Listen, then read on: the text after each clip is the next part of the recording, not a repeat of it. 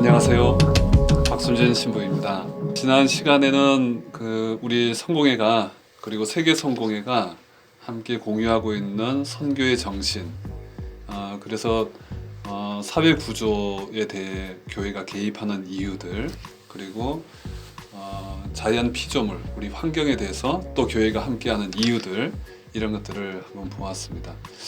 이번 시간에는 우리 한국에서의 성공회 사회선교에 관한 이야기입니다. 사실 우리 성공회가 한국에 전파된 것은 1890년 고요한 주교님이 인천 제물포항에 내리시면서 이제 시작이 되었죠. 우리 한국의 이 조선 땅에 하느님 나라 건설의 꿈을 안고 찾아오셨는데요. 그때는 이미 이제 일제강점기가 시작되기 직전이었습니다. 조선의 역사와 문화 속에 있던 하느님을 찾으려고 상당히 애를 많이 쓰셨고, 그래서 여러분들 잘 아시는 강화읍 성당이라든지 이런 한옥 성당들이 곳곳에 많이 세워졌었지요. 그렇지만 그 외에도 그 당시 우리 이제 민중들이 겪고 있던 고통들, 또 배움의 부족, 이런 것들 때문에 학교와 병원 설립을 또 초기에 많이 했었습니다. 현재 남아있는 곳들이 없기 때문에 그 유산을 보존하지 못한 저희의 아픔이 있지만은, 그러나 그 당시에 선교사 분들이 하셨던 그 역할들은 폄하될 수 없는 일인 것 같습니다. 우리 3.1운동 100주년이 작년이었습니다. 1919년 이 당시에 천안 병천 아우내에 3.1 만세 운동이 있었죠. 그 당시에 그게 앞장섰던 김구응이라는 이제 분이 계셨는데, 이분이 바로 성공회 병천교회가 운영하던 진명학교 교사였습니다. 이분은 유관순 열사의 오빠 유관옥 선생님의 은사였고요. 당시 이제 지역에서 이 병천교회는 주도적인 활동들을 하고 또 청년의 활동도 활발했던 지역입니다. 그 외에도 이제 성공의 신자들이 다수가 이제 많이 지역에서 3.1 만세 운동, 독립운동을 위해서 일을 했던 그런 역사가 있습니다.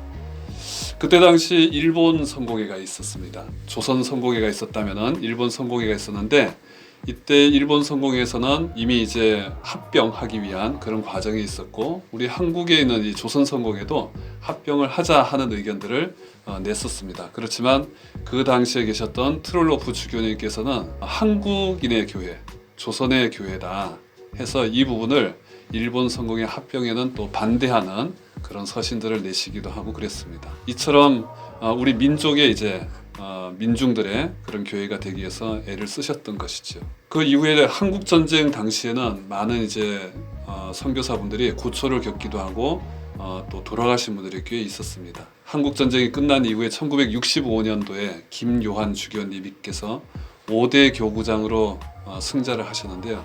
이 김요한 주교님은 영국에 계실 때에도 탄광 지역에서 선교를 하셨던 그런 분이십니다. 근데 이분이 오셔서 제일 먼저 천명한 것이 한국인의 교회가 되어야 한다라는 것이었습니다. 그러니까 그동안에 이제 성공회, 영국 성공에서 바라보는 한국은 아마 그런 이제 아직 자립이 되지 않는 어려운 교회로 이렇게 알려져 있었던 곳이고, 또 거기에서 한국인이 주인이 될 수 있는, 그리고 한국인의 성직자가 나올 수 있는 그런 교회가 되도록 애를 많이 썼습니다.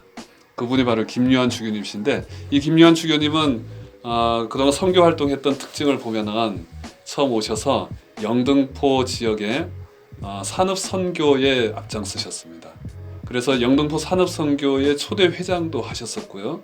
그 조직을 조직하는데 많은 공을 들이셨습니다. 그때 당시 이제 한국 전쟁 이후에 공화들이 많이 있었고, 우리 서울 주교자 성당 그곳에서도 공화들이 거처하면서 지냈던 그런 역사가 있습니다. 그런데 그 고아 중에 한 아이가 사라지면서 그 아이를 찾아서 또 태백 황지, 탄광촌까지 들어가셔서 선교 활동을 하셨죠. 지금도 황지 고등학교가 있습니다. 그 학교는 김요한 주교님께서 세우신 학교고요. 제가 얼마 전에 거기에 졸업한 친구를 또 만나서 즐겁게 함께 지내고 있습니다. 김요한 주교님께서 영등포에 산업선교의 활동들을 이제 하시면서 이후에 여러 신부님들께서 영등포 지역에서 활동을 하셨습니다.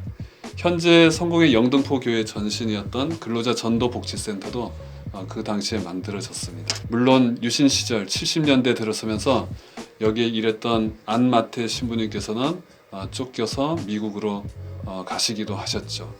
그런 가운데서도 성공회가 계속해서 사회 선교의 맥을 계속 이어왔습니다. 1986년 민주화 운동 60 항쟁이 있던 그 당시에 서울 대성당의 박종기 신부님께서는 이 민주화 운동의 그런 시작점이 되는 그런 발원지로서 대성당이 쓰임 받을 수 있게 열어주시기도 했습니다. 이때 우리 성공의 젊은 청년들이 민주화 운동의 열망을 교회 안으로 가져오고 또 그 결실로 1986년도에는 노원구 산동네에 나눔의 집, 가난한 이들에게 복음을 이라는 말씀을 앞세워서 달동네에는 가난한 이들을 만나는 일을 시작하게 되었습니다. 이때 당시에는 이미 1986년도에는 서울 아시안 게임이 있었고요.